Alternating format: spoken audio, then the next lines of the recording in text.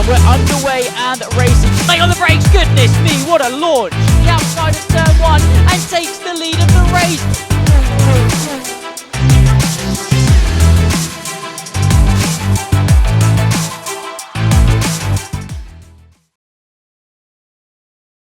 Ladies and gentlemen, welcome along to another round of your APC season, round number 10 here in season number 8. Round 10 of 14, and we had a sprint race earlier. We're ready to get in to the race session here in Texas, as we are here for this evening's action here in the APC League as the season begins to near its conclusion. And well, we should be in for a thriller here tonight if the sprint is anything to go by. And well, yeah, it should be altogether very exciting. It's myself, Joseph Black, aka Cockcuss, alongside Owen Boldero as always. Owen, can you hear me?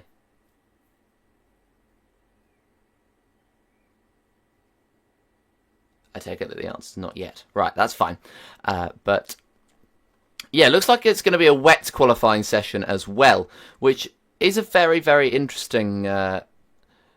It's a very, very interesting turn up for the books, which should throw something into the mixer as well as the race results from earlier on. They certainly are very interesting. Earlier on, of course, being the sprint race that occurred about an hour before we got going right now. So if you look at it, George Chapman took that victory ahead of Daniel Riley in P number 2. So it's looking good for those two in terms of the momentum that they're going to try and bring into this race. And then you've got third place even, for Kyle Stewart-Woodard, 4th for Andrew Chenkovan, 5th for Connor Stewart-Woodard, 6th for Brian Moore, and 7th for Ethan Shackleton.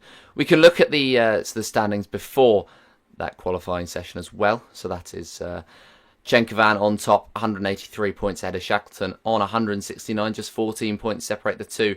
But a poor sprint race for Ethan Shackleton means that gap has been eked out ever further. And George Chapman jumping past Lucas Erasini, he's gone even closer to the former Williams driver of Aaron McGurk. And then if you look at the teams, it's Ferrari on top with 352, ahead of McLaren in P number 2 with 189 and Kicksab with 151. Just 2 points ahead of or 3 points even ahead of Williams. Can't read. So that should make for a very exciting battle for at least P3 in the championship, if not P2, if they start scrapping. But yes, it should be a very, very good session that we have ahead of us. And well, as we head into the race session, looks as though we've got a new face on our grid. Or, well, it's not a new face because it is just simply a new name for Connor Stewart-Woodard, as he is in the McLaren racing on EA, which I believe he's normally a PlayStation user. So that's very interesting. Or an Xbox, something like that. I haven't seen that EA before anyway, and I could be being a little bit dim, but that's fine because everything tonight pertains to me being a little bit dim, and that's absolutely fine because indeed I am. And well, we've got the first few drivers out on the circuit ready for their push runs. This is George Chapman heading out of the second sector, a 109.9 as he heads into the final sector. But I think it's more interesting to watch on with Connor Stewart-Woodard as he heads through the first couple of corners. And well, it's going to be even trickier to head through these corners than it would be regularly. Just weaving in and out, trying not to invalidate the lap, and Connor making it through okay, but getting through out at the end of it with a 29.7, his first sector time. And now just trying to use the curbs as much as you can. Of course, you can use them more in the dry than in the wet, but still using them to full effect as much as you can there, as Daniel Riley sets the first lap with the 47.5, and we'll be seeing a few more lap times come across the line. Clearly, George Chapman did invalidate on that last lap and did not set a valid lap time, meaning that he's going to have to go all over again. Then the second sector for the two McLarens as Kyle Stewart would have just up the road. Long straights before a heavy braking zone, of course, with DRS. That straight's advantage is essentially nullified up to the second sector split time with the 1:12.2, which was 3 seconds slower than George Chapman's. But of course, George invalidated on the lap time, and so is not a thorn in the side of Connor Stewart Woodard at the moment. Now 2 more corners to go for the McLaren to see if he can beat Daniel Riley's 1:47.5, and you can see how little grip there is on that circuit as he's missing the apex. And coming around the final corner now, his brother's up to the line first with a 50.6. Connor comes around the final corner. I think it's going to go just about quicker than his brother with a 49.3. And I believe, as we watch on board with Andrea Chenkovan, that I now have company in the form of Owen Boldero.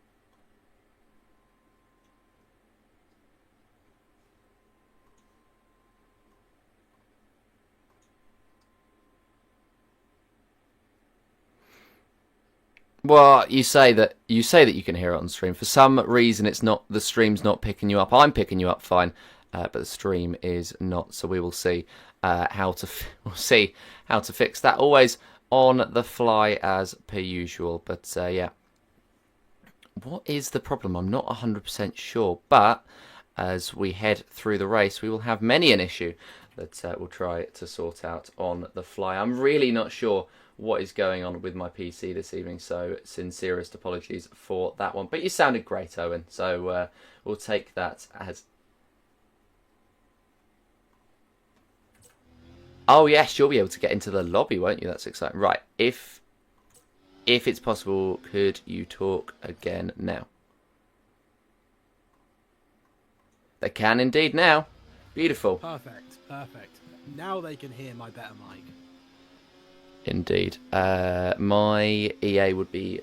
Hang on, I'll type that in as we watch with Chenkovan, who set the second fastest time. First fastest time was George Chapman, who of course went up there at the top. Brian Moore around the final corner. He's invalidated on the lap, and it was going to be a 49.3, which would have been just about quicker than Connor Stewart Woodard.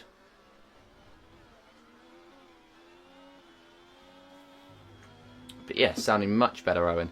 And, well, we shall see how it progresses as hopefully you're able to keep using that microphone throughout the rest of the season. That'd be great to have a co-commentator as there we go. I'm home now for the rest of the season, so yes, I will be able Are to you? Why? I'm finished, pretty much. I've got one more assessment next Friday, which I'm going back for, and then I'm done. Oh, man. Fair enough. Well, enjoy that one. Do you appear as something that isn't Stad Body on EA by any chance? No, just it should be Stay Body. Or Stayed Body, sorry. Because you're not coming up. Yes, you are now. Had to refresh. There we go. Anyway, back to the qualifying session. And Brian Moore heading through the second sector. We'll see where the split time is. Kyle set a 1:12. Brian's gone for a 1:11, so it's a little bit better. I'm presuming then that you won't need my screen share, which is good. So I turned that off. Not today, no. Well, shouldn't be for the rest of the season then. That's exciting. Anyway, Brian running off of the circuit is it's still proving a little bit slippery, but the conditions are looking a bit better than earlier, which is why I think the lap times are coming down, and Brian is able to beat Connor Stewart Woodard even with that big mistake in the final sector. I think he will be, at least, as he comes up to the line, and that was actually Connor going up into third place, improving to a 46.8. Up to the line then comes Brian, and it's a 47.8, so it's beating Kyle Stewart Woodard, who's just started on a push lap.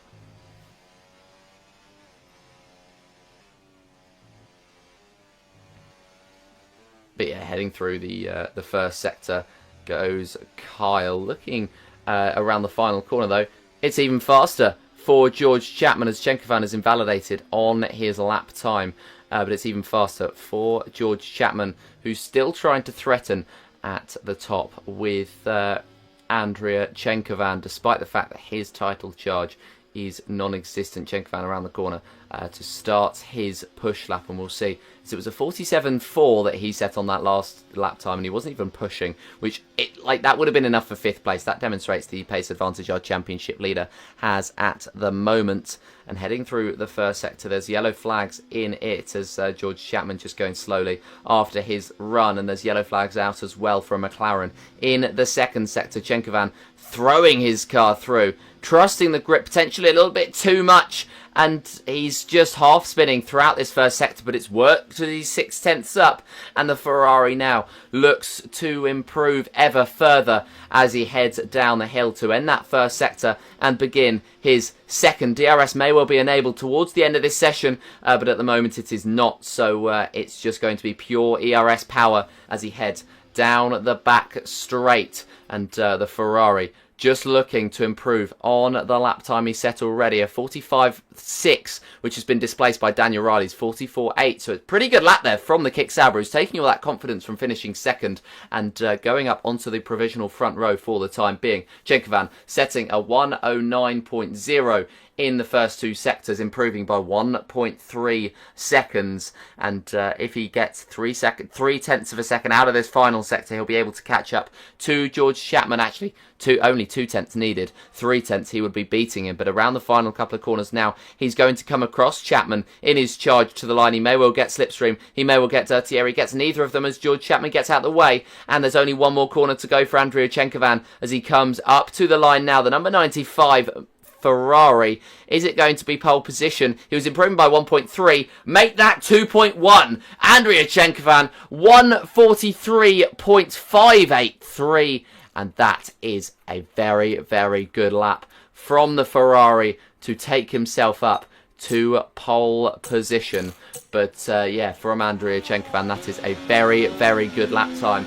And that should see him in good stead heading through the rest of this session. With the conditions drying, do we think, Owen, that we will be seeing something along the lines of what we would normally get from dry laps towards the end of this one? I don't think we'll get close to dry lap times.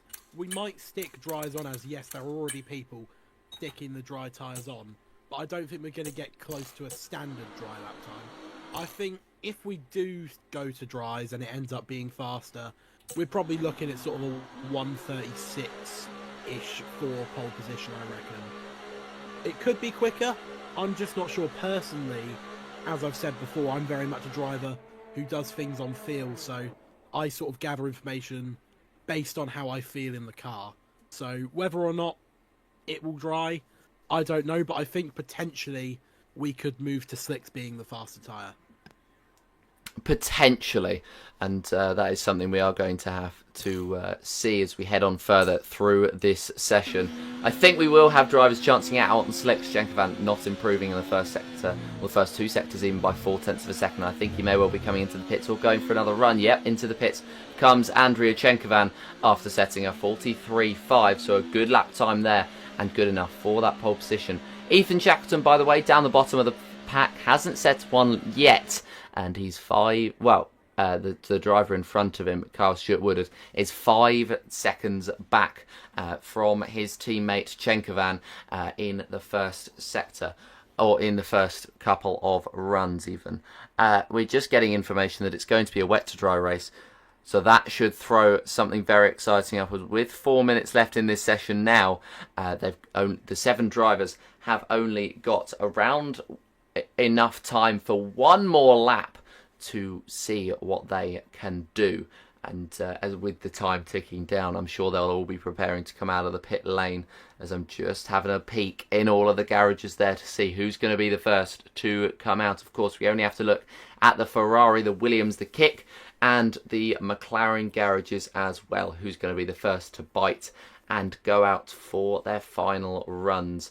Of course, they will be sacrificing that slipstream, but of course as well, they'll be sacrificing what could potentially be dry racing conditions, and that is exactly what they're going to want. Now they are waiting just waiting for the first person to pull the trigger, and everybody else will follow.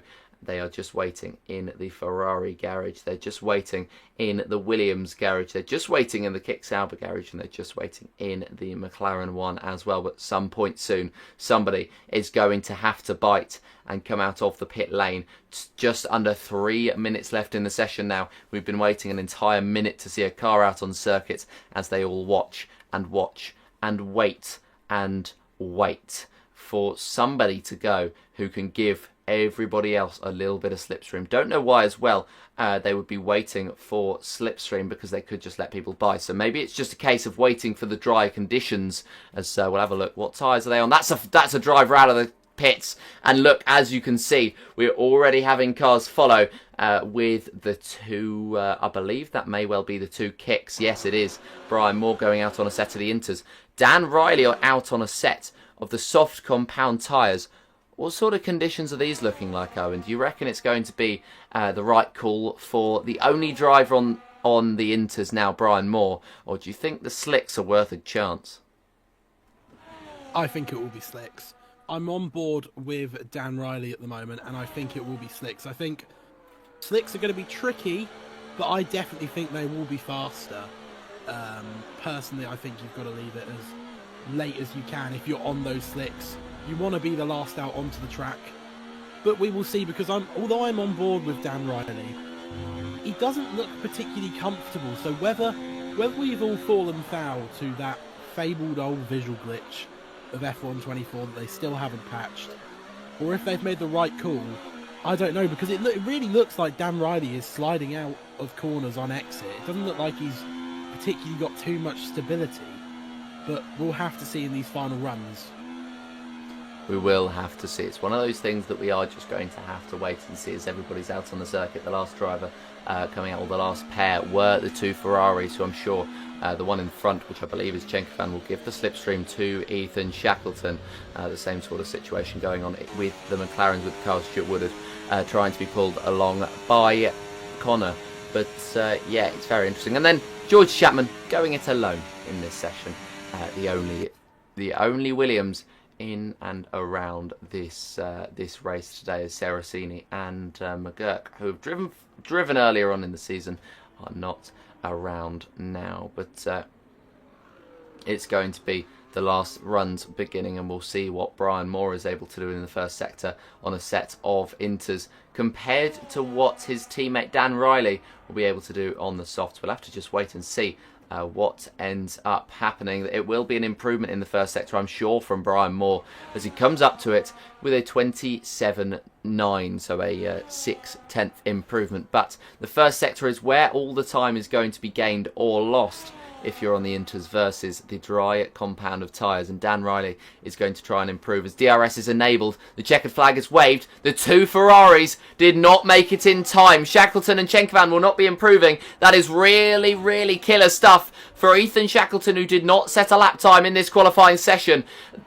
Improving in the first sector, by the way, Dan Riley by 0.5 of a second, so not as much as Brian Moore, but there was less lap time to find as he's 3 seconds up. Brian Moore now up to the second sector split time. It's going to be an improvement by 3.2. Cheeky from the Kick Sauber. What can Dan Riley do? Remember, his benchmark is a 3.2 from Brian Moore. Still can't believe the two Ferraris didn't make it to the line in time. I said they were waiting a very long time. They seem to be waiting just that little bit too long. Dan Riley up to the second sector split time, improving by 2.7. So I think it's fair to say that those are the better tyres, as George Chapman now right behind Kyle Stewart-Woodard, and actually overtaking him, or attempting to at least, on the qualifying lap. That is going to cost either of them a lot of time, as Brian Moore goes quickest with a 41.8, and he could be taking pole position if he's made the right decision. But George Chapman improving by 3 seconds. He is racing, though, Kyle Stewart-Woodard in the final sector on their final run. So clearly they went out too close to each other as Dan Riley goes up to the top of the timesheets, 39.4. These two are racing in the final sector in this qualifying session, and it's going to cost both of them all that time, as I think that may well have been Kyle invalidating on that lap. Up to the line they will come, as that is Connor Stewart-Woodard on the front row. And that is George Chapman, despite all that racing, going fastest pole position, but I don't think Kyle is going to be very happy about that one, and I think that may well be taken to the stewards even before the race, but he still takes pole by just under a second ahead of Dan Riley, with Connor Stewart-Woodard in third. Then Kyle in fourth, making it an all-McLaren second row. Brian Moore in fifth, and then the two Ferraris who didn't make it to the line in time, sixth and seventh. So they will be starting at the back. The two championship leaders starting from the very back of the field. That should create a very interesting dynamic, shouldn't it? Yeah, it definitely will. And unfortunately, they didn't manage to get round. I saw it on the mini-map and I thought they're not going to get round in time. But on the Kyle and George Chapman incident, I think that was just a case of George Chapman got a little bit too close to Kyle and he was held up a little bit. I don't think anything will be taken to the stewards, as that looks very wet. And for some reason, I'm in a car. Oh, dear.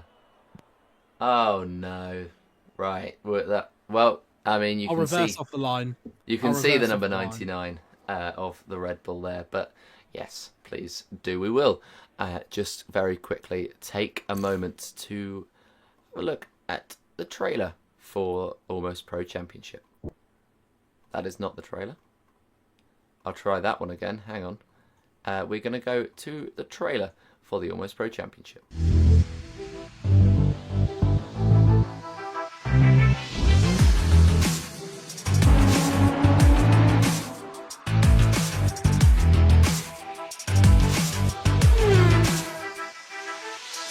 We're underway and racing. Stay on the brakes, goodness me, what a launch! The outside of turn one and takes the lead of the race.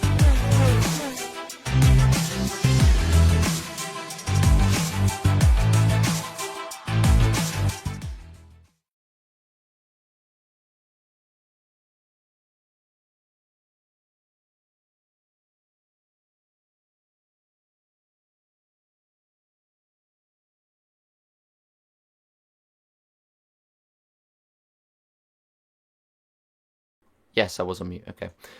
Just confirmation then that Kyle will be taking it to the stewards, at least that incident between himself and George Chapman as they were racing on the final runs, and Kyle not very happy with it. Well, George saying there's not much he can do, but we shall leave that one up to the stewards. And well, this race should be intriguing, with George Chapman on that pole position, Dan Riley alongside him, both the Ferraris down at the bottom of the field. Of course, ignore that Red Bull. Both the Ferraris down at the bottom of the field, Chenkovan and Shackleton. That is fascinating to see, both of those down the bottom, and we will see what they're able to do as we head to race day. George Chapman saying what was he meant to do? He was stuck behind the whole time and he was clearly quicker. Well, all I'll say is you got pole anyway. So I think, to be fair, all the gains that you got in the first two sectors was enough for you to take that pole position. I would have backed out, but that's just me. But yeah, that is something that is not up to me. It's not up to George. It's not up to Kyle. It's up to the stewards. As we are just getting ready to go. Yeah, it's up to the stewards. Yeah, it's up to the stewards. But personally, in F1, I don't think there'd be anything that the stewards would do about that. Because even in qualifying, there is a right, if you are faster, the right to overtake. So I don't think the stewards... Personally, I wouldn't do too much about that. But there we are. We'll see what the stewards do. As you can enjoy on board with me for the formation. Oh, we so should, right. I've not got a setup on, but here we are. You might be able to hear my controller, because I am on manual gears, and my controller is very loud. Oh dear. So turn one here at Koto is a really awkward one, because it's so wide, but there are multiple, especially for overtaking, there are multiple different lines you can take. So sometimes inside isn't necessarily the strongest line to go for. If you want to set up an overtake, where you basically force them to back out on turn 2, 3, 4, somewhere around there. Then you go around the outside. If you can hold it around there, then you basically create an opportunity where they're forced to back out, because those very fast right, left, they're not a place to overtake. The only way that ends is in death for everyone. So you basically create an opportunity where they're forced to back out, and you'll have the inside for that next corner, turn 2. Although it's a flat corner, you'll still get that advantage from being on the inside. I quite like having you having us on board with you. I really like that feature. We should do this every race. Accidentally put you in the car. Yeah, then that corner there, I think that is at turn 10. You can actually cut that a significant amount. Like, you can cut that curve all the way back there, over there, a lot more than you normally could. I've noticed it quite a few times. You can cut it. If you can get your turning dead right, if you're overtaking someone, that can be a really useful tool. Although, in my opinion, again, it's better on that corner to go round the outside, hang it round, and then you have the inside for the next 2 corners. So defending and overtaking here is a very interesting prospect.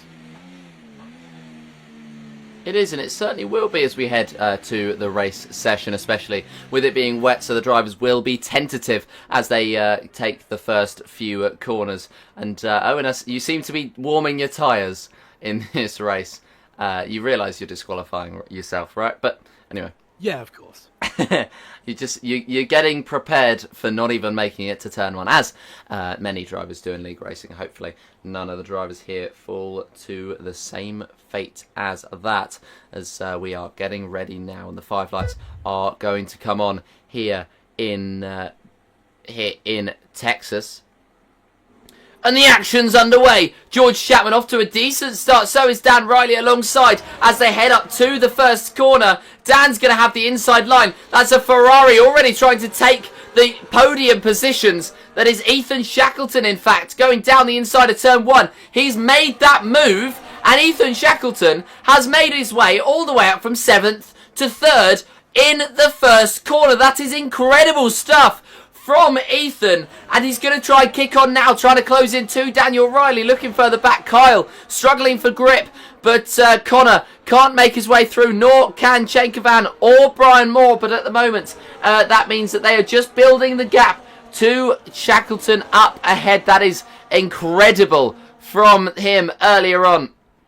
And, well, he has dropped the position now to Kyle, so maybe he's made a mistake in that first sector. But, yeah, Ethan dropping back down behind Kyle, but moving up from 7th to 3rd in the first corner. That's almost unheard of.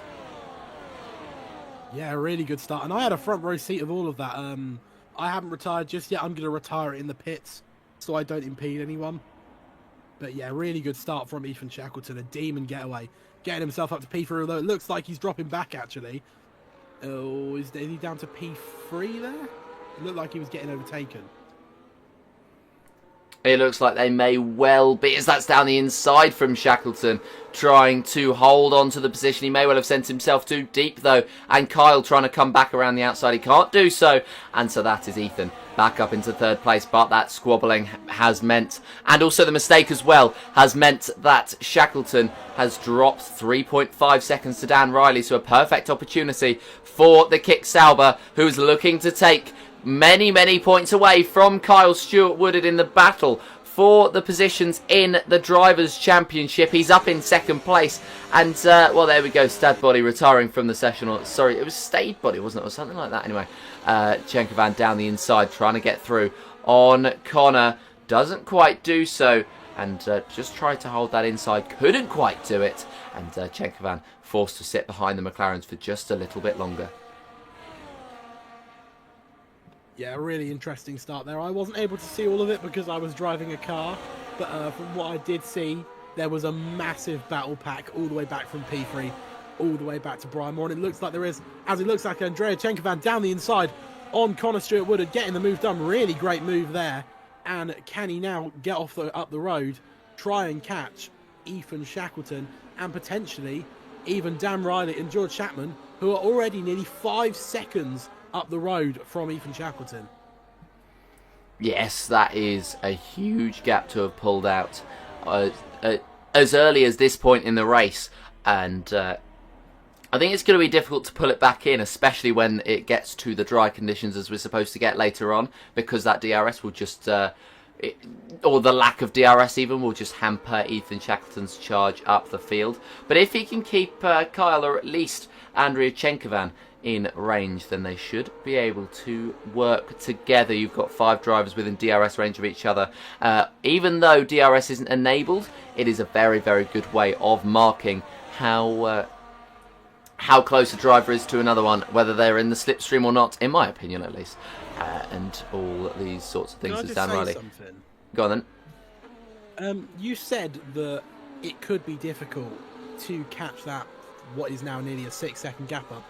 In some ways, I don't agree. I think Andrea Chenkovan could catch it up. As the great Ayrton Senna once said, you can't overtake 15 cars in the dry, but you can do it in the wet. And that's just because, first of all, in this current spec of cars, no DRS. DRS around here is so powerful. It's probably worth, I reckon, about 7/10 a lap. If you're fast enough, you can definitely catch that 6-second gap up before the rain ends, 100%. And rain in this game, although I have my moans about F1 24, that's for sure. One thing I will say, and one thing I will praise it on, rain is really fun.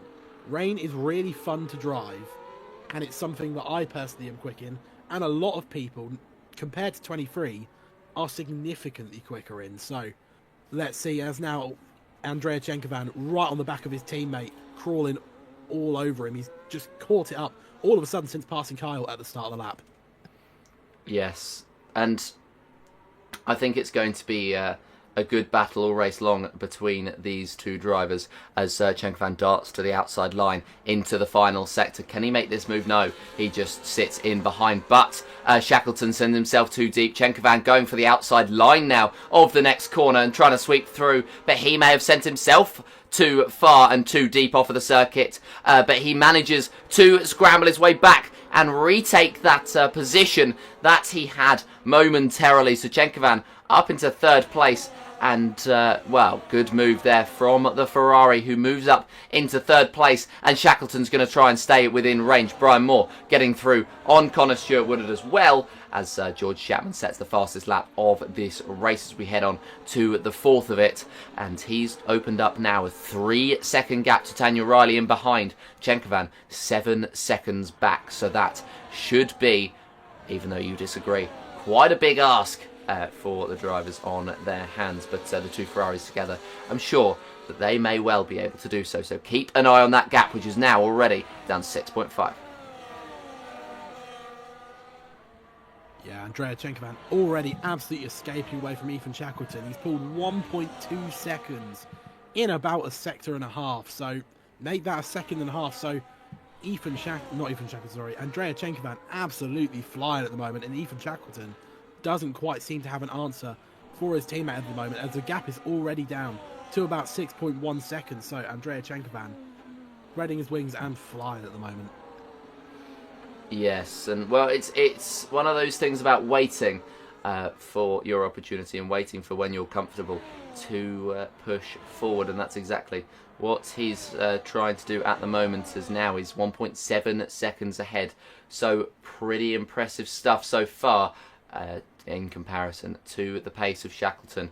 Weird enough as well that he's got that much of an advantage on Shackleton, because they seem to be similar pace, or at least Chenkovan's only got about a couple of tenths on Shackleton. So it's, yeah, very interesting to see that he's already eking out that gap. 2.8 seconds. Chenkovan is flying, and he's 5.5 behind Dan Riley now. That gap is coming down, but whether he's going to be able to catch up to George Chapman is another question, as Chapman sets the fastest lap of the race. This is a good marker as Chenkovan comes around the final corner. Can he beat a 48.1 and demonstrate that he's the quickest driver on the circuit so far? He can. 47.8. So the game is on. The chase is on for Andrea Chenkovan. Yeah, and just another point on what you were saying about how much pace Andrea Chenkovan seems to have over Ethan Shackleton at the moment. There are various different factors to it. One factor is potentially maybe Andrea Chenkovan just likes these conditions more than Ethan Shackleton does. But it also potentially could be a difference in drivers. Sometimes small even things such as how you set up your car can make the difference. So maybe one of these two being Ethan Shackleton, he set his car up for the dry conditions potentially. Because when I'm on board with him, it doesn't particularly look like he's able to accelerate out of all corners as quickly as maybe he would want to, and definitely not as quick as Andrea Chenkovan is. So potentially he set himself up for those dry conditions towards the mid part of the race. Yes, and well, that could be the difference, because Chenkovan could be set up for this part of the race. Or he could just be legitimately faster.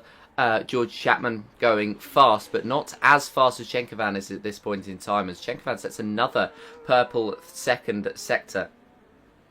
It's really looking incredible pace from Chenkovan, who may well be thinking that it's worth it to try and push forward in the wet conditions, and then just try and hold on to them in the dry, because of course, even though the wet conditions mean that you'll take higher wings, it'll offer you advantages in the first sector, but you've got to be super quick, even if you may not be so quick down the straights. That is what DRS is for, as George Chapman can't go faster than the 47. Can Chenkovan, as he's got the pedal to the metal? Yes, he can. 47.4, 4 tenths faster than his previous lap time, and he's closing in on Daniel Riley. Now, the battle at the back looks like it's about to heat up as well. Brian Moore and the two Stuart Woodards fighting away, as they generally do.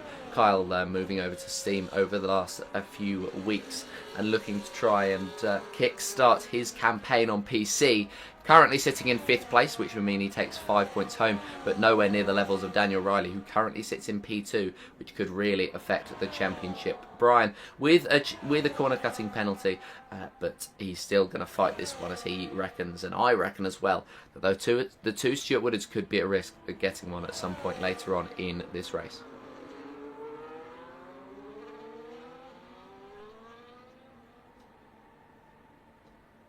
And there we go, Connor, 3 second. Just what I was saying.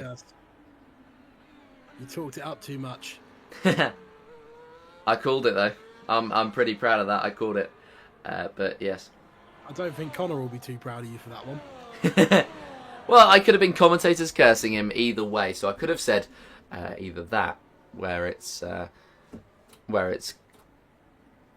that he's going to get the penalty, or I could have been saying that and then he never got the penalty. So that's maybe he could have had something to thank me for post-race, but never mind. And he tries to continue on, currently sitting in 7th place, but with that 3-second time penalty, and that is really commentator's curse kicked in, as Chenkovan has really kicked into gear and he's closer. George Chapman going quicker, demonstrating that the rain is easing, and you can see it on your screens as well, as around the final corner comes Chenkovan. Does he go even faster? No, not on this occasion. He's not closing into George Chapman on that lap as much as he has on the previous ones. So maybe you were right. Maybe he has set up for the wet conditions, and now it's just about maximising the performance from what he can. And he's right behind Daniel Riley, 9 tenths in fact, and trying to close in on the kick Sauber, who's 8 tenths himself behind George Chapman at the top. One thing to note, the gap between George Chapman and Andrea Chenkovan on that lap was the finest of margins. George Chapman was 11 thousandths of a second faster. So literally nothing. He gained virtually nothing on that lap. George Chapman did a 147.007. Andrea Chenkovan did a 147.018. So there's literally nothing in it between these two at the moment. Yeah, the only thing that's different between the two was the results of qualifying, and the fact that Chenkovan took a little bit longer than he would have liked to get past the Stuart Woodards, and now he closes in on Daniel Riley. Tries to make this one quick work, but can't quite do it into the final sector, and will have to try to work it round as he heads through now what will be the final sector on this racetrack on lap number 7 of 28. We're a quarter of the way through the race. Chenkovan looking to the outside line, trying to go the long way round Daniel Riley, but Daniel with a slide, which actually blocks off Chenkovan, so it benefits him. But now he comes under pressure as they head into what will be the final couple of corners on this racetrack. Chenkovan trying to close in. He's on the dry line while Dan Riley defends on the wet, but Chenkovan's still not able to get through, and he'll have to wait for the final corner for an opportunity. But the opportunity never arose for the Ferrari, and he's going to have to get through down the main straight. Surely he gets through down the main straight with the amount that he gained on the last lap with the slipstream, just holding into it as they head up to Big Red. Down the inside of turn number 1, Chenkovan goes and he takes second place. The chase is on now for George Chapman, who set the fastest lap of the race last time out. Dan Riley still trying to hold on to this battle with Chenkovan, but surely he's not going to be able to. And Chenkovan now 9.6 seconds is his aim as he slides his way through the first sector. He is doing a lot of sliding through the first sector, but it's really gaining him a lot of time. Yeah, that's the thing about wet driving in this game. It seems like sliding the car is actually faster in some ways, especially if you've got traction control on. Just sort of it's almost like dancing the car through that first sector. If you can do that, you gain so much time from it. You can gain so much time, and we'll see quite how much time he's going to gain on George Chapman as we head throughout this race. It's a 2/10 swing in that previous sector as he heads out of the next one. It's another 2/10, so Chenkovan closing that gap down 9.4 seconds, but it is a huge ask if he's able to do it. I think the gap to Daniel Riley wasn't as big of an ask as I was bigging it up to be, but the gap to George Chapman certainly is, as you mentioned, the two drivers so matched on pace, and as the track conditions right, who's prepared best for the dry conditions, that will come out on top in this one as Connor and Brian scrapping away. George Chapman taking the fastest lap of the race, Brian down the inside holding the position.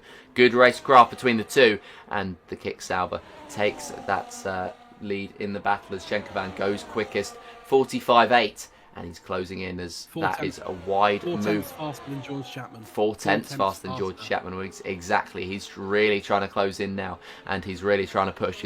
I think he was conserving himself behind the Stuart Willards and Daniel Riley, and now he feels as though this is his chance to attack. I think now, though, at this phase, I'm not too sure how the rain from how far the rain ends, but from what I saw, there were 3 sections that were rain, so we're probably only sort of 4-5 laps maybe away from the rain ending. I reckon the rain ending window, I reckon, is probably somewhere between about lap 14 to lap 16. So realistically, if you can make those inters last, you want to make them last, because you don't want to be doing another pit stop. So maybe this phase of the race now, Chenkovan won't push on. If his tyres are fine, then sure, he can push on, of course. We don't know what situation their tyres are in. But if he can push on, he'll push on. But if not, I think it would be smarter to conserve your tyres, drive a little bit more carefully, and potentially if George Chapman tries to drive that little bit faster, you can stay out longer than he can and potentially wait for dry conditions. Whether or not that will happen, though, I don't know. If they're going to come in, it will probably be in the next couple of laps, probably lap 10, 11 or something. But it all depends on what state their tyres are in. Yeah, and you'd imagine with Chenkovan and Chapman pushing themselves to the limit, those tyres have been worked quite hard. Fastest lap again for George Chapman with a 45.4 as he heads across the line. Is it going to be quicker for Chenkovan? Yes, it is, 45.3. So he is demonstrating an incredible pace advantage over George Chapman at the moment, but may well be burning out his tyres, whereas the Williams could be saving them. And well, that was Brian Moore doing a little bit of tyre warm-up around the final couple of corners, but Chenkovan 8.7 now seconds behind, and he really closes in this first sector, showing that he's got a high wing setup. So he was 8.7 before the S's. After the S's, he is going to be 8.4 behind, I would say. Yeah, 8.3 even, so even closer than I thought it was going to be. But yeah, the first sector is really where he gains his time, and another purple sector for Chenkovan as he heads over the crest, down the hill, into the straight. He's just now going to try and close in. We'll watch that gap once again. 8.9 becomes 8.2 out of the corner. We'll see whether he has straight line speed or whether he has really just set himself up for the corners. It looks as though he may well actually be closing down the straights as well. So Andrea Chenkovan, this is not only a setup thing, he is genuinely faster than the Williams. Yeah, in some ways it doesn't surprise me. Also, I think a dry setup round here is generally quite naturally high wings anyway. So maybe some of these people have taken a risk on that dry setup and just decided to go for it. So as it's drying up, they're getting faster. Maybe that's what Chenkovan has done. I'm not too sure. We'll have to ask him post-race. Yes, and we will be getting hopefully everybody into interviews, so we shall see. Chenkovan doesn't usually come in, but hopefully one day he will be in. We've already had Connor, who apparently comes in once in a blue moon. But yeah, hopefully we'll have somebody else. As Chenkovan goes even faster, 1:44.6. Some point soon it will be time for the dry conditions, and I think they're all going to try and wait it out, but they're going to put themselves at risk of puncture if they do that. Connor, Stuart Woodard, Brian Moore fighting hard. If they try to stay out for too long, they will certainly be at risk of puncture because of how hard they've fought each other, and they head around the final corner now to start lap number 11 and continue their battle on with Brian in DRS range. I reckon that's coming soon, you know, within the next couple of laps, because it does look almost completely dry out on that circuit, and although there are still a few raindrops falling, they're not settling here around Kota, and we could be seeing DRS being enabled very soon. DRS being enabled is the point, and the point that the game goes, right, it is dry enough now for those dry compound tyres, and that is when you should be filtering into the pits, or you should be predicting the lap that they turn DRS on, because it just so quickly turns to dry conditions straight after that. Connor Stewart would have making a mistake in the first sector. He's not punished by Brian, who sits in behind, but they're 6.5 seconds off of Carl Stewart and are both with penalties, so they're just left to duke it out. Daniel Riley as well has a penalty to his name in P3 that at the moment isn't going to cost him too much time. Actually, Brian has 6 seconds worth. As that, I've done it again. Dan Riley goes round, and that is going to cost him a lot now, as he drops a lot of time to the cars in front. Just looked as though he span in the final sector and lost a couple of seconds. He only lost about 3 seconds, so he can't have spanned too badly. But Dan Riley now just trying to recover the scraps.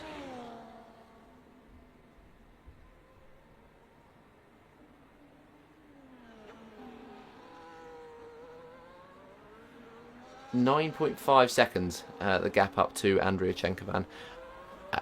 Off the back of Andrea Chenkovan, back to Daniel Riley and then Shackleton. 5.1 behind. The gaps are eked out at the top of this field. Carl Stewart would have 6.4, and here we go. In comes Connor. Is this going to be for a set of inters as DRS is enabled? I said he needed to call it. Connor Stewart Woodard has absolutely nailed this, but he's in for another set of intermediate tyres. Connor Stewart Woodard may well have nailed the timing, but he's got the tyres wrong. I think that was probably a planned inter stop anyway. I think he was stopping for inters, and as he did that, it turned dry. I think DRS just got enabled a little bit too late. Otherwise, I reckon he 100% would have switched to those dry tyres. Yes, and I think he may well be coming in again, but that is absolutely, potentially at least, race ruining for Connor Stewart Woodard as he heads through the first sector now and can feel the advantage of the grip, and you can see how much drier the circuit is, and you can see also the lack of raindrops on your screen. Is George Chapman going to make his way into the pit on this occasion as he slides into the final corner?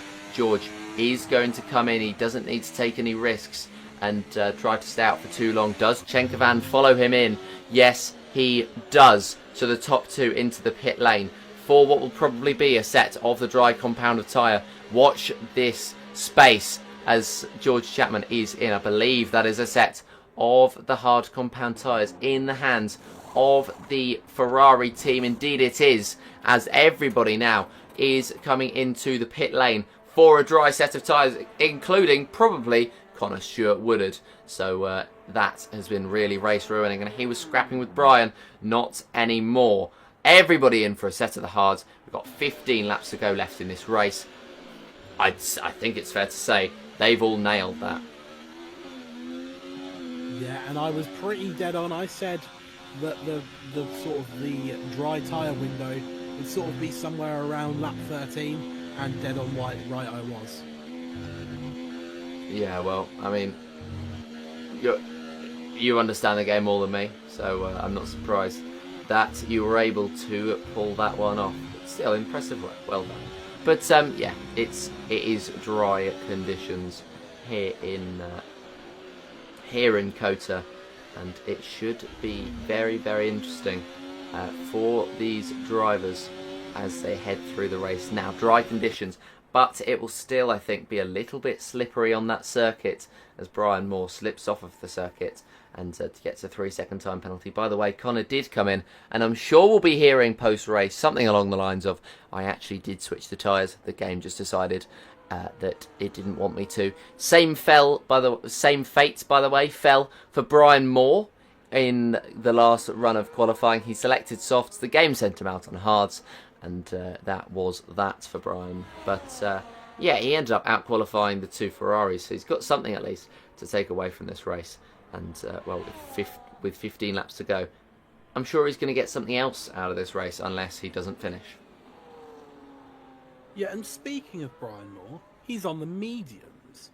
From what I can see, he is the only other driver on those medium tyres. He's the only driver on those medium tyres, so going to be carrying those mediums all the way to the end. Whether he can make them last, they will make it, but they're not going to feel amazing, that's for sure. Personally, I would have gone for hard tyres just because I think hards feel significantly better around here. Just in general, they don't overheat as quickly as I'm talking about if he gets a 3-second penalty, but they feel significantly better because they don't overheat as quickly. Of course, in conditions like these at the moment, overheating isn't necessarily an issue due to the track still being a little bit slippery, but come later in the race, it definitely will be an issue. So, a bit of an interesting choice from Brian to go onto those mediums, but can he capitalise on them in this early part of the stint? Commentator's curse coming into effect once again here in COTA. You could call it the commentator's curse Grand Prix, as that is George Chapman leading the race ahead of Andrea Chenkovan in P2. Dan Riley has actually closed that gap just a little bit to Chenkovan up ahead, but I don't think he's going to be able to breach that 10-second gap, especially with a penalty heading his way. But yeah, it's just towards the end of this race now. It's more of a case of them just trying to manage themselves and come to the line in those positions, as that's the fastest lap for George Chapman. What can Chenkovan do? 37.7 for George, and it's going to be not the fastest lap for Chenkovan. It's going to, in fact, be, so it was a 137.7, 138.0, so 0.3 faster for George Chapman. Has he set himself up for the dry conditions? Potentially. We'll have to see. I think George Chapman probably has set up for the dry conditions. Just watching on board with him, his car looks so stable now in these conditions. Whereas when I was watching on board with him earlier in the race, in the wet, he was slipping and sliding all over the place. That's why Andrea Chenkovan was catching him. Not necessarily because Andrea Chenkovan was faster in the corners, but because he was more consistent. I was watching it, and the corners where George Chapman was struggling, Andrea Chenkovan wasn't particularly so much. So potentially, yes, he has set himself up for those dry conditions, and we will see even more as we head further into these conditions. We will certainly see between the drivers what is going to happen for the last 13 laps of this race. With, of course, Brian, don't forget about him as well, on a set of the mediums. I wouldn't be surprised if we see some yellow-walled Pirellis exploding before the end of this race. Chenkovan setting the purple second sector, by the way, in his pursuit of George Chapman. And I think now he's just trying to push anything he can to try to catch up. Chapman 136.5. Chenkovan's going to have to go 1.5 seconds faster than his previous lap as he comes up to the line. And he does so, well, he does so by 2 seconds. So Chenkovan 136.1. The Ferrari is really, really pushing.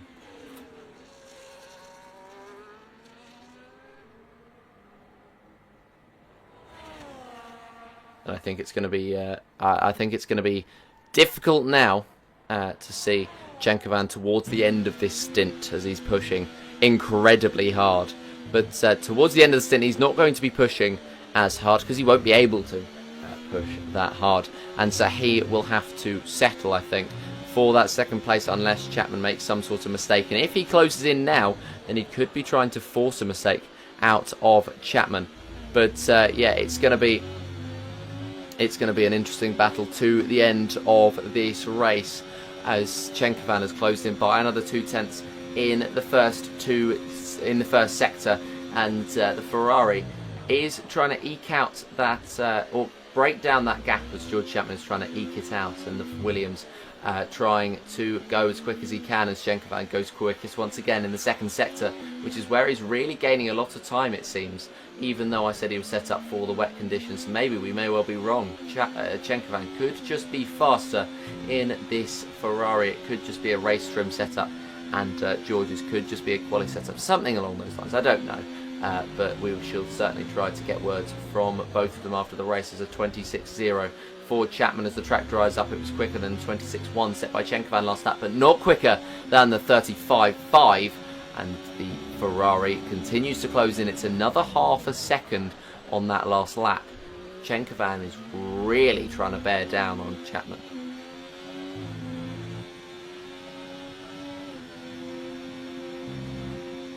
As I'm sure the entire field is trying to do as well, with Ethan Shackleton in P4, 7.3 seconds behind Dan Riley. He'll feel as though he's quicker, but he also feel as though he's not going to have to close in as much with Dan Riley, with a 3-second time penalty to his name, and Shackleton's just got to keep it out of the... I'm done. Okay. Well, that's a clip. Hello, TikTok. Shackleton's just picked up a 3-second time penalty. It's yet another commentator's curse. Well, we may as well just go silent for the rest of the stream, mightn't we? Because they're going to watch this one back and they're just going to think, God, there's been so many commentators' curses in this stream, and some pretty bad ones. Yeah, like that one was instantaneous. That's almost up there with the one about Hungary that I was talking about last time. That we raced with the penalty literally coming in as I'm talking about Shackleton not having a penalty. I mean, we had one at Hungary. You weren't here for it, but we were. It was with, I believe, was it Alex? I think it was that did Hungary, and Andrea Schenkervan was leading the race. You know, driving really nicely. We were talking about him, and he just crashes out. He just crashes out in sector 1, and we're like, oh right, okay. Yeah, that was in Hungary, where you had the pleasure and the company of Alex. Very, very technically perfect stream from what I managed to watch back. Schenkervan 6/10 slower than Chapman in the last lap. Yeah, it looked like great fun from not the commentary box, but yeah. How did nobody notice? Emphasis on the not. I don't know how nobody noticed it wasn't in the session. Anyway. Because I feel like the viewers of the stream generally, or at least the streams that I do, are the drivers, because they really like to hear themselves talked about on broadcast. It's one of those things I like about APC, the fact that I do say their real names, even though it took a while for me to get their real names, and Ethan sometimes in my head, and almost out loud is still sometimes Ernest or Jamie. Jamie Shackleton. Jamie Shackleton. That one And time I Sharp called him as Ernest was well. crazy. Oh, you called him Ernest as well. Where did that come from? 'Cause it's not even close. Ernest Shackleton is an author, and he wrote something famous, I think, ages ago, and that's where I got it from, because it's like E. Shackleton, basically. Notice Jamie's further away from Ethan, but anyway, at least that is a figure. Jamie Ernest Shackleton Shackleton is also an explorer. He was also an explorer. Ah, that might be where I know him from then. I know him from something. The Antarctic. Yes, he was one of the first guys in the Antarctic, I think, from what I remember, and then he wrote like a diary about it or something. I don't know, because I remember bringing this up and knowing exactly who he was. I'm bringing it up now. I haven't got the foggiest who he is. Schenkervan on that last lap, losing a little bit more time to George Chapman, so maybe he has used as much of those hards as he can, and he might have to settle for P2, which is fine because he can extend his championship lead over Ethan Shackleton. And well, now that I've said that, I genuinely thought he was going to spin in the first sector. He has not done so, so he has avoided the commentator's curse for another lap with, well, he's 8.2 seconds now behind George Chapman. I think now that it's gotten closer to the drier conditions, that's where George has really come into his own, as Shackleton set to purple first sector in his pursuit of Daniel Riley. Yeah, and I think to add on to what you were saying a little bit earlier about Andrea Schenkervan, at this point of the season, he's not worried about anyone else. His eyes are only on Ethan Shackleton. So if as long as he's ahead of Ethan Shackleton, banking more points to it than him, not losing any points, then in my mind he's a happy bunny, because at this phase of the season, that's all he's worried about will be Ethan Shackleton. Whether he gets the right race win or not, he's probably not going to be too fussed, because as long as Ethan Shackleton doesn't win it and he finishes ahead, then mission accomplished. Yeah, and well, he took that sprint victory in Belgium, so not too bad going for Ethan Shackleton, and I think he's going to want to at least try and get a race victory at some point in this season. Of course, they all will, and well, he's just going to have to hold off, I think, for another race with George Chapman and Andrea Chenkovan, the faster drivers, I think it's fair to say. Ethan has his moments, but I think overall at every race circuit it's going to be Chenkovan and Chapman who have that lead. Of course, Chapman not always having that lead. Don't forget, he didn't finish in his first race in APC, but he is now looking to get 3 in 3, Oscar Piastri style, and what a result that would be for George Chapman, who is now he's stabilised the gap between himself and Andrei Chenkovan perfectly. He's managed the race pace perfectly. He's just driven incredibly well. Yeah, he got that gap early into the race. You know, he capitalised on Andrea Chenkovan starting what you'd say is out of position for Andrea Chenkovan. He capitalised on that, built the gap over Dan Riley, Ethan Shackleton, the likes of them. And then since Andrea Chenkovan has got clean air, he's just consistently put in really nice laps that have allowed him to pretty much stabilise the gap at about 8.1 to 8.3 for the last, sort of 4 or 5 laps. So really, really good consistency from him. And this kind of pace is how you win a championship. Not necessarily being the fastest, but always being consistent. Putting in those laps that you need to in order to stay ahead.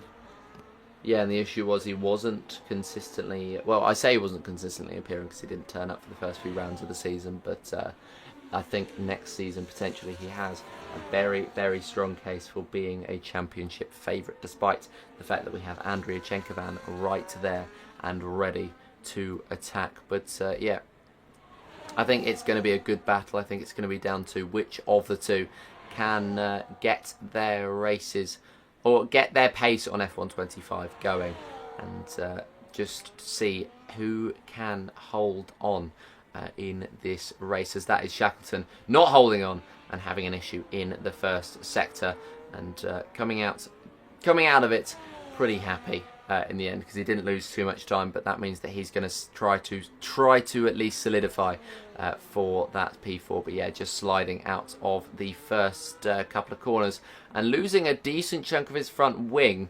I think it may well have just been an end plate off, and it's a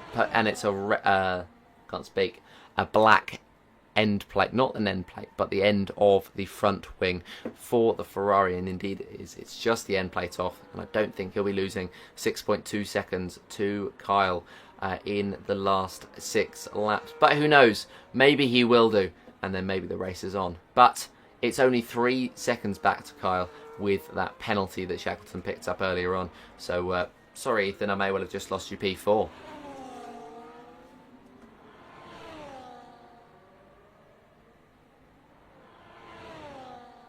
As Kyle will only have to gain 2.7 seconds in the end of the race to try and take that 4th place away. And if there's any mistakes from further up, then the top 3 will be breached, and Shackleton or Kyle will be closing. Actually, Shackleton's losing a lot of time with this front wing damage.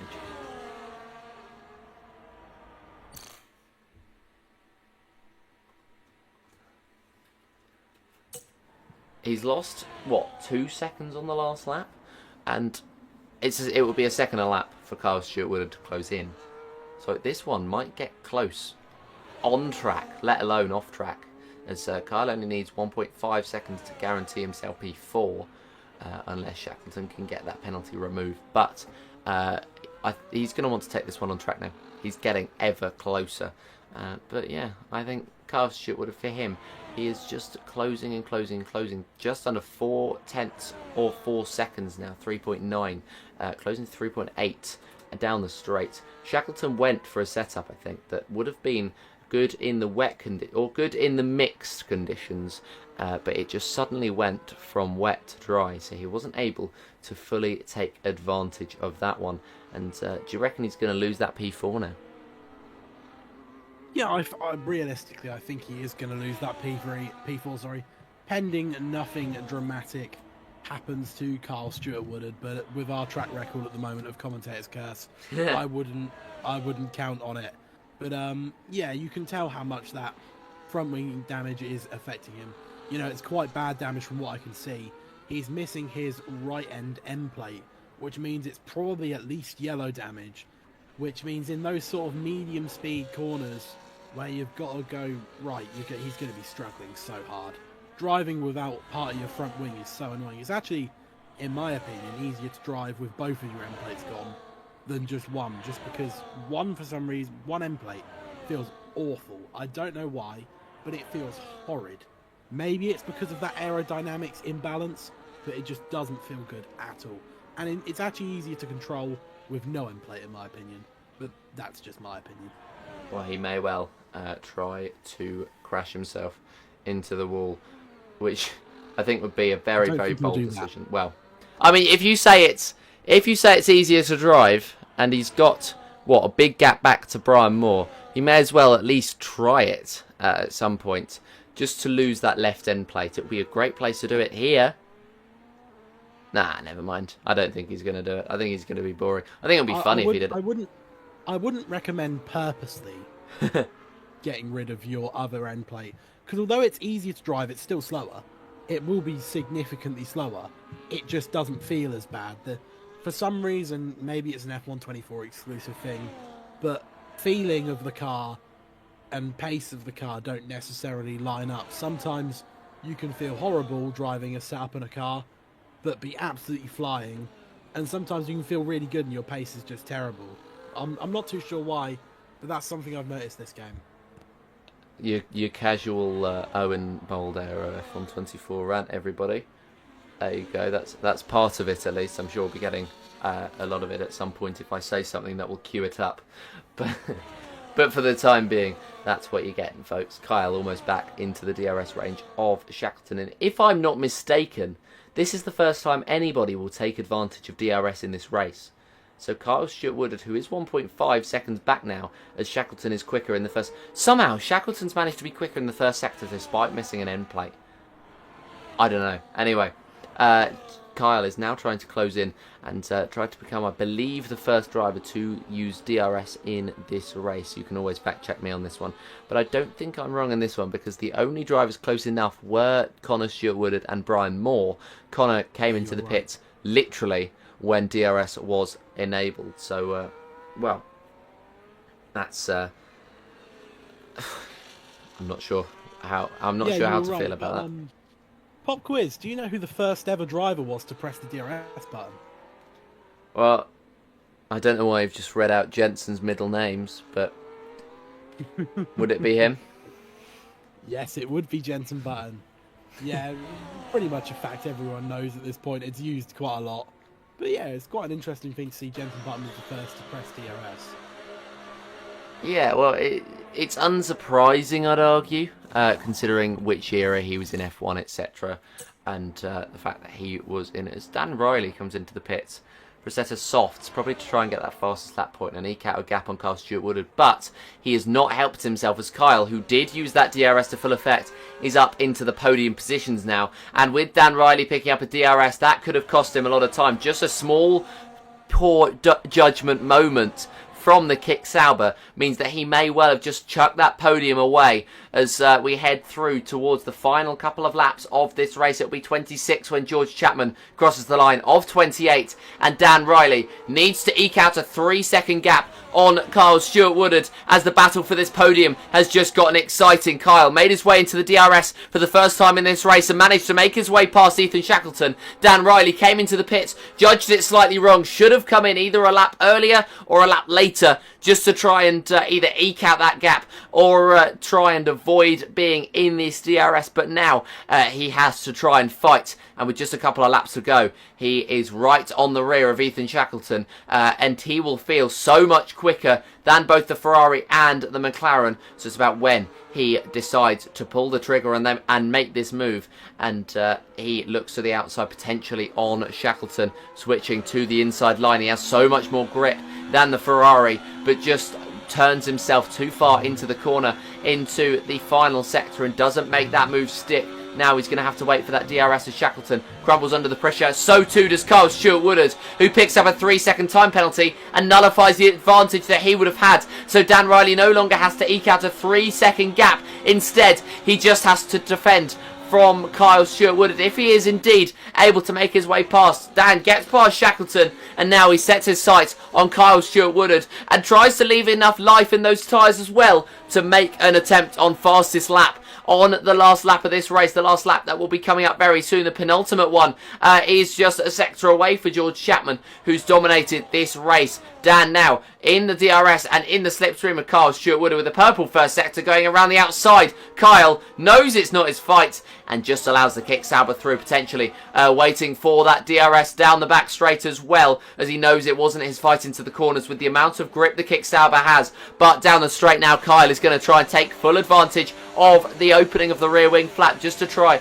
and get back within range. But he's not going to be close enough. He's just too far away as Dan Riley. And so the kick Sauber seals that third position. A hairy moment then from him. But he's managed to style it out pretty well. And now we'll be going for a charge for the fastest lap of the race. Yeah, I think as well he got a little bit lucky with Kyle picking up that 3-second penalty. Potentially things could have got a little bit tricky for him had Kyle not got that 3-second time penalty. But luckily he had the advantage of those significantly fresher tyres. So even if he hadn't have got that penalty, then maybe he could have pulled out that gap. But yeah, absolutely flying at the moment and could be fastest lap of the race here. Could be. It was already fastest lap of the race while he was overtaking Kyle. Yeah, so, well, I think he's going to eke out that gap ever further as, well, the tyres were slightly worn in the wetter conditions. Now they're going to be, because he's pitted, fresh, brand new tyres. And while they would have worn them away in the wet to dry conditions, just trying to get those hards rubbered in and the track rubbered in as well, Dan Riley has a completely dry track to help him along in his chase for that podium, and he's now 1.9 seconds ahead of Kyle Stewart-Woodard. Make that 2 as he heads on to the straight, and therefore Kyle will not be able to pick up that DRS. However, Shackleton will have the DRS on Kyle, and with that advantage nullified, Shackleton will fight him a little bit harder than he would have fought Kyle earlier on in this race. The DRS opens up the inside line for Ethan Shackleton, who seals the position even before the corner. Kyle tries to fight back, can't quite find the grip, but opens up the outside line as Shackleton defends the inside. Kyle cannot, though, find that grip to get through. He may well have pushed those tyres just a little bit over the edge, and Shackleton moves back up into 4th place and runs wide out of the corner, but not wide enough that Kyle is able to take advantage, as we are now halfway through the final lap of this American Grand Prix. Yeah, and a US Grand Prix which has been absolutely dominated by this man here. George Chapman has absolutely taken this race by the scruff of his neck. He's come into the championship and after a poor first race has come in and been absolutely rampant, dominant even. You know, he's got a 25-second lead at the moment. Admittedly, Andrea Chenkovan has pitted an extra time, but still take nothing away from him. He was controlling the race incredibly well when he was leading the race in the wet and then leading the race in the dry as well. His pace was just so consistent that Andrea Chenkovan wasn't able to get close enough to him to warrant a fight for the race, which is why he's gone for that fastest lap. But deservedly, George Chapman will take the race win. Yeah, Chapman driving so well throughout this race. He's the driver of the day by any stretch of the imagination. He comes across the line. The Williams takes victory here in COTA after a dominant display ahead of this man, Andrea Chenkovan, who saw Daniel Riley steal that fastest lap off of him as Kyle Stewart-Wood makes his way past Ethan Shackleton. But Chenkovan, who started at the back of the grid, or alongside his teammate at the back of the grid, has a lot to be proud of in this race. And if he can take fastest lap, just to top it off, as he does with a 32.9, he will be very happy with that performance. Shackleton sending it down the inside, trying desperately to get back through on Kyle Stewart-Wood. Does so successfully, and he's up into that 4th place for the time being, as that is a move between Brian Moore and Connor Stewart-Wood. But up to the line will come Daniel Riley to take that podium away in, well, pretty impressive fashion in this race. A double podium weekend for Dan. Triple if you count the battle for pole as well, the qualifying session where he came in that 3rd place. Now, around the final corner, it was 3rd place, wasn't it? If I look at the position changes here. Oh, it was 2nd, so it was even the front row, so it was even better anyway. Connor Stewart-Wood and Brian Moore will round us off for another round of your APC season, and it's another round topped by George Chapman. Incredible drive from him, and well, he takes 3 in 3. But that is going to be the end of your American Grand Prix. An incredible one for George Chapman, the man you can see on your screens right now, celebrating that podium, and he has every single right to celebrate. He can be so proud of himself there as he dominated in COTA and takes home a victory. Just then, to run you through the final order, it is going to be George Chapman who takes that victory away ahead of Andrea Chenkovan by 22.9 seconds, but that is because the Croats came into the pit to switch onto a set of softs and take the fastest lap, as it's raining once again in COTA, so it managed to stay off just long enough to see the end of a 28-lap race. Then Dan Riley in 3rd place, taking that podium home and taking more points in his chase for Kyle Stewart-Wood's championship, or his Kyle Stewart-Wood's P3 even in the championship. And then 4th place for Ethan Shackleton, 5th for Kyle Stewart-Wood. By the way, George Chapman is making himself easily in contention for that battle for 3rd place in the championship, and if he can keep this pace up, I see no reason why he can't take it. 6th place for Connor Stewart-Wood, 7th for Brian Moore, and 8th for you, Owen, but we of course know the reason behind that one. We will pull the drivers now into the broadcast booth just to get a little word with them, and we're going to start with, as we typically do, I think, in these broadcasts, it always seems to be the way that we start with Dan Riley. So talk us through your race. That was that was probably the best weekend I've had of racing ever. We got let's talk about the sprint race first of all. Obviously, everything went right in that sprint race. P2, couldn't really have asked for more. I was asking for George to get a penalty so I could get P1, but I don't think that is the case anymore. So I'll take P2 in the sprint. And then we had an absolutely mega quali. I could have been on pole because I thought George was going to get held up by the McLarens, but no, he didn't end up getting held up. So, but still, P2 in quali was mega, and then the race came.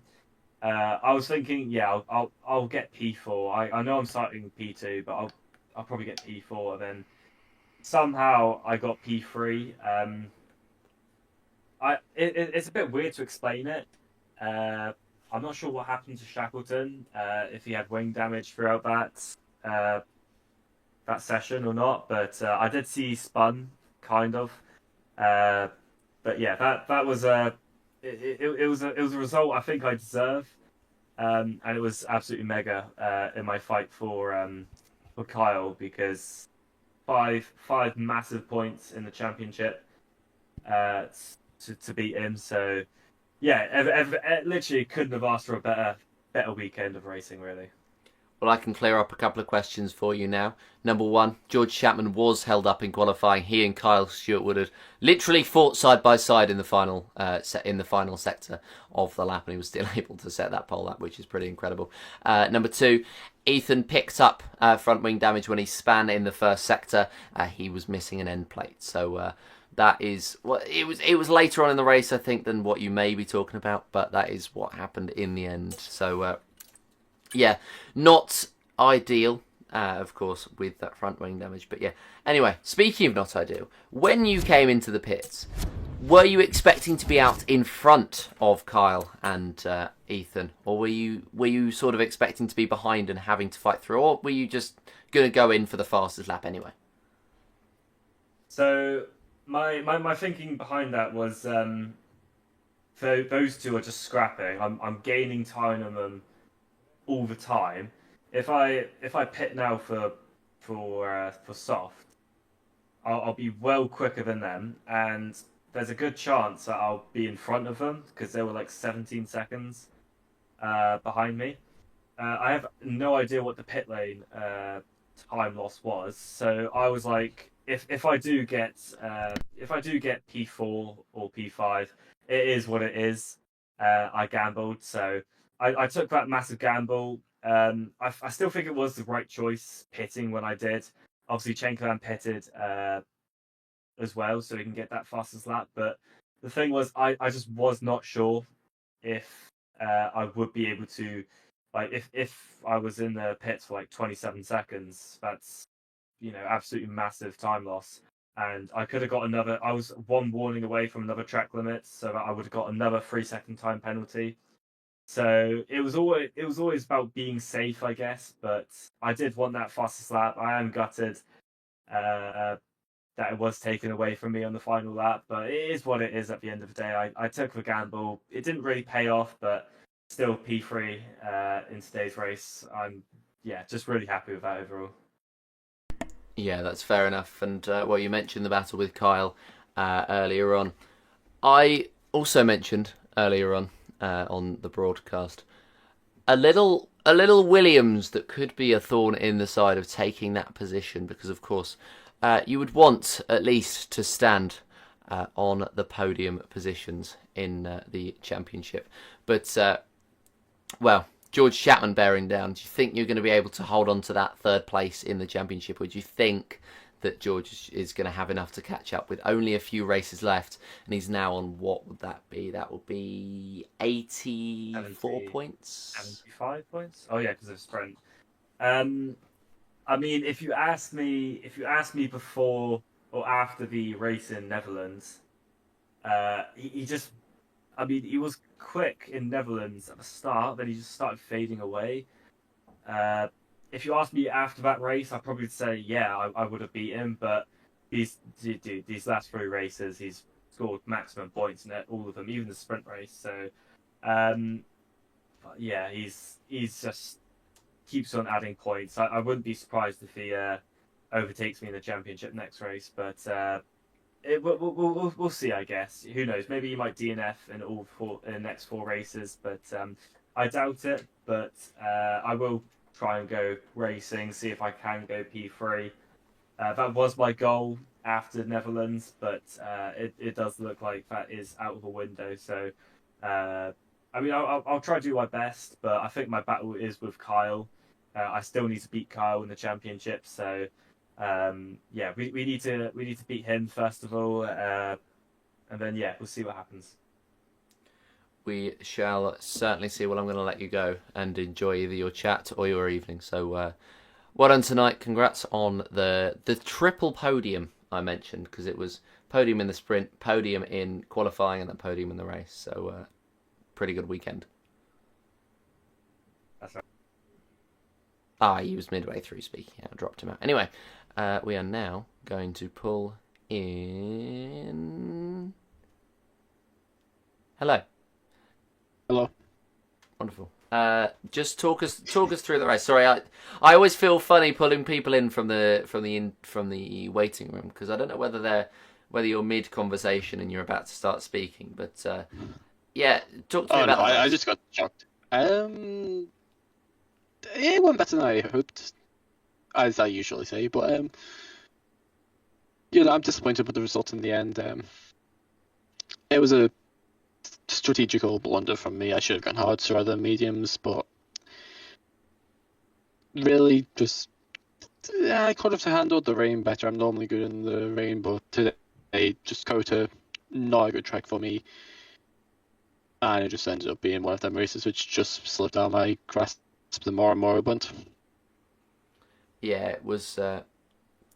It certainly looked like that. However, on the crossover between the dries and the wets, did you just follow what everybody else was doing, or were you going to go in anyway? I was going to go in a lap earlier than I did in the end, but I stayed out in the lap just to see what others were doing, and then when I seen sort of the leaders coming in, I thought that's the time to definitely go in now. Yeah, and when you saw when you saw Connor come in, I'm sure you weren't expecting to be fighting him later. I mean, we saw moves being made on the last lap of the race, despite a gap that looked pretty big. What happened there? It's one of them races, as I just said a minute ago, it just slipped out. I didn't have a setup saved, so I was running without a setup. I was running one of the base game setups, and they're not nice on the tyres, and I was pushing too hard in the early part to try to open up that gap to Connor. Then when I got the penalty, I was pushing even more or the extra 3 seconds to me to 15, I was pushing even more then, and that just ruined my tyres. And yeah, that's why I just ruined my tyres in the race. Yeah, well, I mean, you've picked up points once again. Do you think that you're going to be fighting Connor in the championship? Do you think that you may well even be able to catch up to Carl and Dan? I'll just have a look at the remaining races to see how confident I feel about that.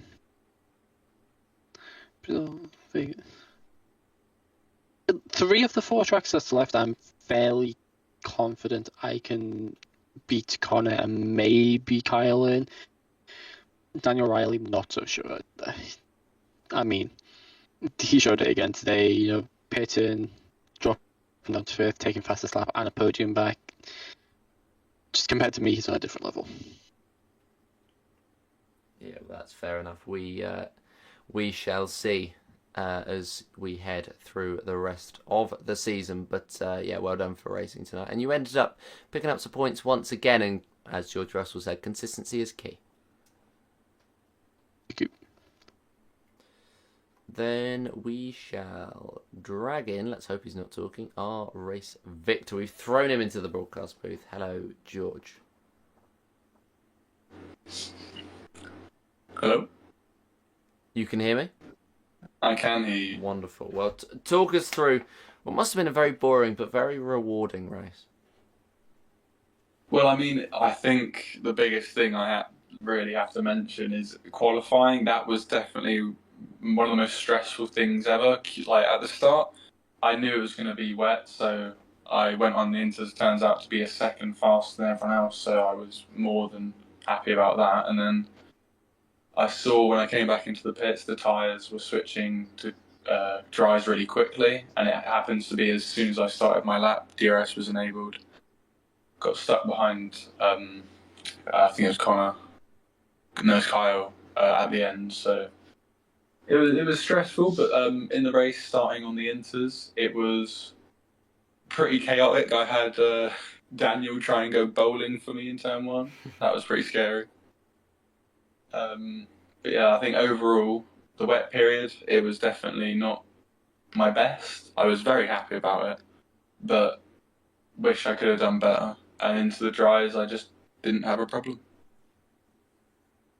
Yeah, that's fair enough. Was it heading into the race? Were the preparations, because of course you saw in qualifying at least that it was going to be a wet to dry race. Did you plan accordingly, or did you just throw on the wet setup, throw on the dry setup? Well, I mean, in qualifying, I put on a dry setup, because when I looked at the screen, it didn't say that there was even a drop of rain for the race, so I thought dry setup anyway. If it does rain, it rains. I did it in Singapore. I did it in Monza. Seems to work out for me if I use a dry setup in the rain. So I'd say with that, I'm pretty happy I stuck with my dry setup. Well, I mean that's quite impressive that in those interconditions in the qualifying session you were able to set the fastest lap time of all. But yeah, also, well, a couple more things. One, the two Ferraris weren't able to set a lap in the final part of qualifying. How satisfying was that for you to see? As I'd imagine you've got them down as your two main competitors. So I think my whole mind when I was going into qualifying, I remembered, because I did a bit of practice before, what was the latest I could leave the garage, what was the time that I needed to be at the final corner, and I perfected it, and then I looked behind me and I was like, the Ferraris have really done themselves in here, and I gave myself a little cheer in the cockpit, really happy that both the Ferraris weren't going to be on my mind for the first 15 laps, and they weren't, even when Shackleton got up into P2, he wasn't really on my mind.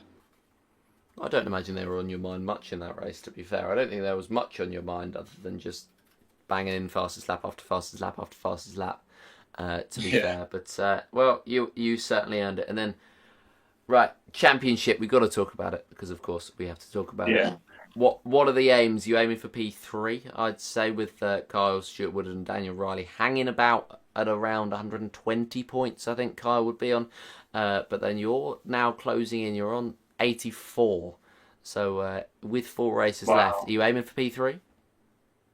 I mean, I think my goal coming into Texas was at least the podium. So knowing that when I came into it and getting P1 in the sprint and the race and another pole added to my tallies, I mean, I said at the start when I joined, I'm coming for P3, and that's not going to change. And for next season, Shackleton and Shackleton, you better watch out there, mate. I'm coming. Well, fighting talk there. Well done today, and I will see you next week, hopefully, as we head to the next round of the season and towards the end of the season, with only after this race, Brazil, Las Vegas, Losail, and the United Arab Emirates to finish us off for this season. And we shall have to wait and see who is going to be crowned champion. But it looks as though Andriy Chenkovan should be in good stead. The final sprint race of the season has finished. And, well, we've only got 4 more weeks until the champion is decided. Under a month left. So, yeah. Very, very interesting stuff.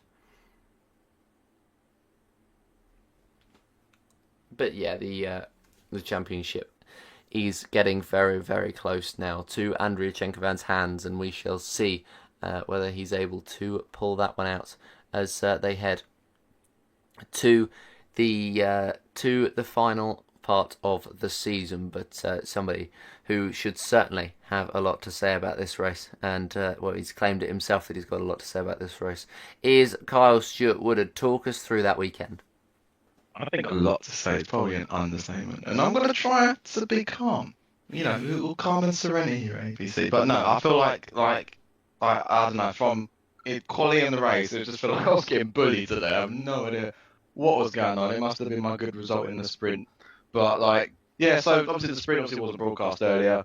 I had a great battle with Andriy Chenkovan. I loved that. It was great racing. It was fantastic. Great time. We get into this race now. Obviously, that last lap in quali.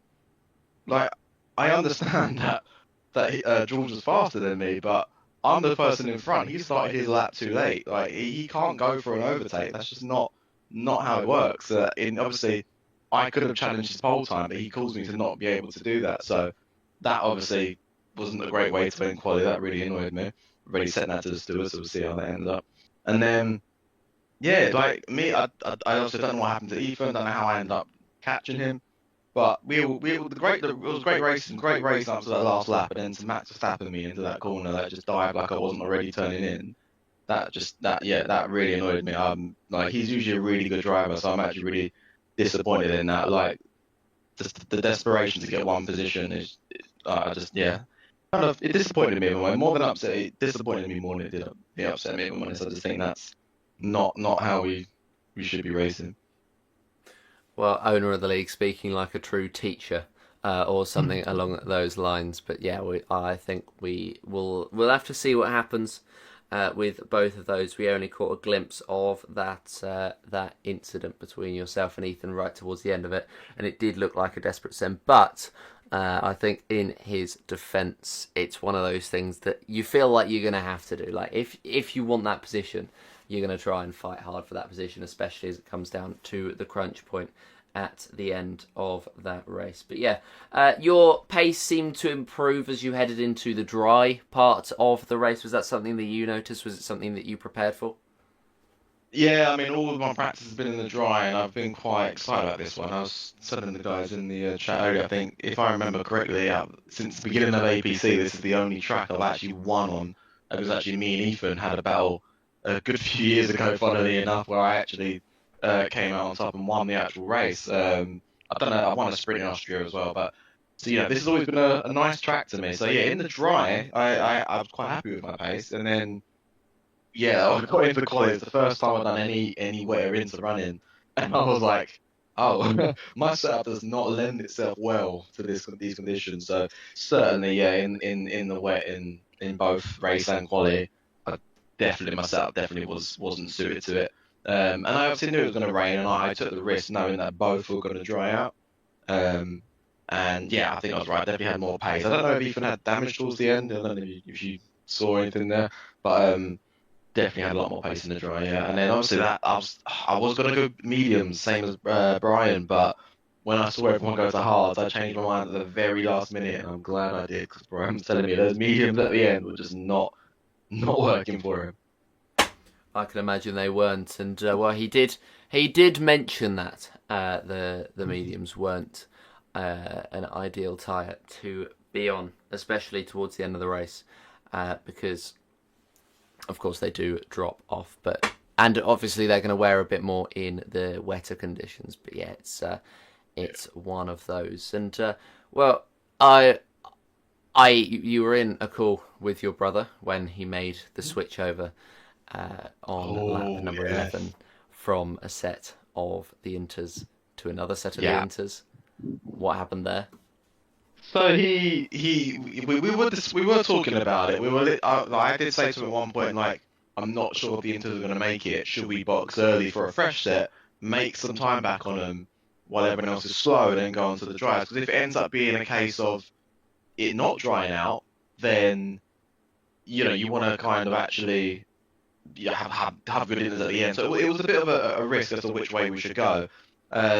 It started to dry out, so I did say to him, I'm going to probably hang it out for a bit. As I said that, he said, no, I'm going into the pits. I was like, okay, cool. So he went in the pits. For some reason in my head, I hadn't really fully worked out what he had said. So when he went in the pits and DRS got enabled, I said, oh, you smashed it. You've literally pitted at the perfect time. And that's when he come back to me and said, no, I'm going on to another set of inters. And I was like, So, yeah, and immediately after he knew he had to get back off him again, that's just, yeah, he just had to. He had no other choice. He couldn't stay on him. So, yeah, he just went one lap too early, thinking it wasn't, his high life was a lot higher than mine, and he thought he wasn't going to make it. If he just held on one more lap, he would have obviously been fine. So, it's just unfortunate timing, really. He thought he'd be quicker on a fresh set of inters, not realising it was going to dry as quick as it did. So, yeah, it was a bit of a shame. Luckily, it didn't seem to really mess him up in the end with Brian's mediums obviously dying. He was able to catch back up. I think that was probably his position today anyway. But yeah, unfortunate. But yeah, it was one of those, and that's actually, you echo the words that I said on comms at the time. I said he's nailed it, and then he put the inters on. Yeah. But yes, anyway, that shall be the end. You got no Owen. Owen left you, was he? Owen's PC crashed, adding to the issues we've had today. But Oh dear. yes, that is going to be it for your race number 10 here in APC. If you've enjoyed, make sure to subscribe so you can stick around for the next one, which will be next week around Brazil. So we shall wait and see for that one. But until next time, it is goodbye.